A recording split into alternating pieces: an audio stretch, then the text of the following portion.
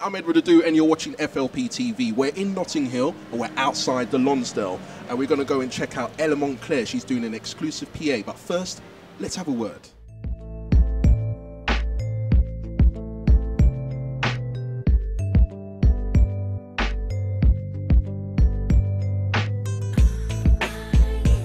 Ella, welcome to FLP TV. How you doing? I'm good, thanks. How are you? Not too bad. Yeah. It's good to finally meet up with you. I mean, I've got so much to ask you because your music is just phenomenal. Thank you. Tell us how you got into the industry and how you started making music.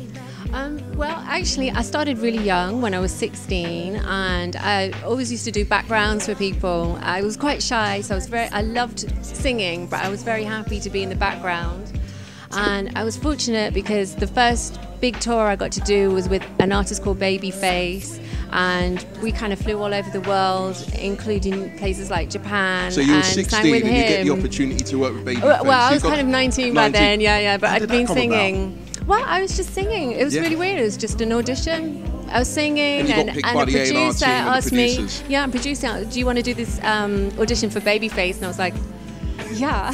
And I went down and I couldn't believe it. You know, I got it. And the next thing I was flying around singing with him, and it was really incredible. Did it kind of enhance your profile and sort of give you sort of added value working with an American artist? Because there is not so much snobbery, but in the British music industry, if you work with an American artist, you're kind of like endorsed to do anything worldwide. But then if you're kind of trying to pimp your stuff here, it's not kind of seen as, you know, the finished product. Yeah, I think it's such a shame actually, because then I actually went to work in America, and the great thing about Americans is how much they support each other, and you don't get that so much on the UK music scene. So actually, how come? Why is that?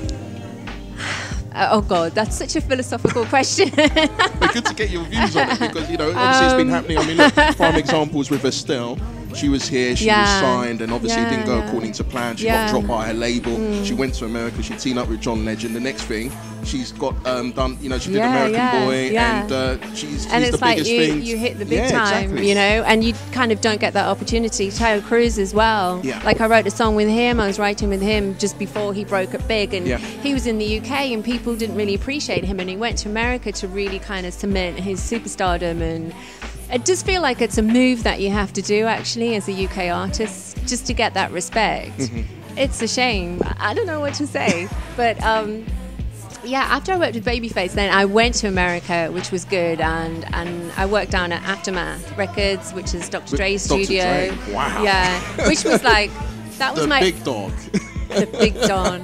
That was like one of my ultimate fantasies, because I grew up, I love hip hop and I loved NWA and I love like rap, and so to work with him and see him in the studio, what he does on a day-to-day basis was really incredible. How would you define your sound? My sound actually came about kind of incidentally. It was at Aftermath that I started, and the thing is, I like R&B and I like hip hop, but I also grew up listening to a lot of trip hop artists like Massive Attack, 07, Portishead, and one of the engineers there, a guy called Steve B, we discovered a mutual love for this kind of music, so we kind of snuck off and started to write tracks. And the first track we wrote was a track called I Surrender, which the video's got like a lot of hits online. It's been really popular and stuff. Thank you.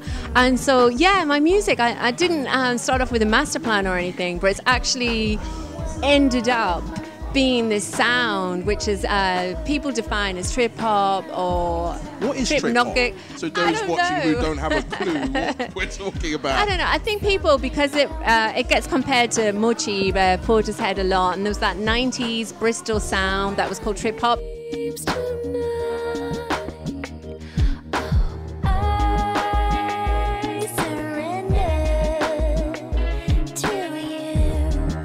Tell us more about your forthcoming single.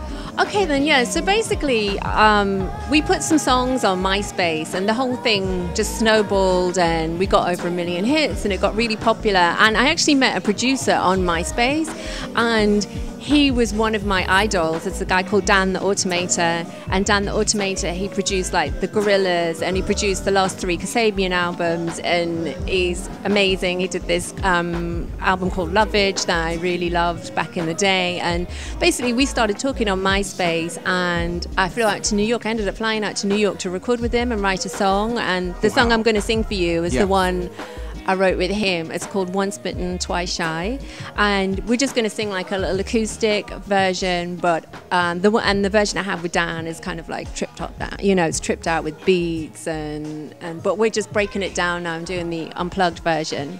Where do you find most of your inspiration comes from in terms of getting the perfect song? It changes all the time. I do get a lot of inspiration from DJing, because you just get instant. I like to record songs, and sometimes I play them in my set, and I like to see how the crowd responds to it.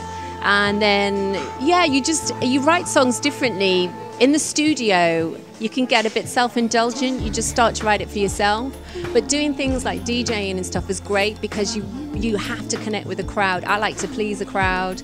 I want to see them dancing and having a good time. So it makes you think about music in a different way. It's not so personal. You think about what other people would like a lot more and stuff. So I think that's a new thing that's crept into my songwriting. I know the album is forthcoming as well. Yeah, the album's no, the album's not out. We have got some songs out on iTunes if you want to check me out. It's Ella Montclare, and my website. Plug.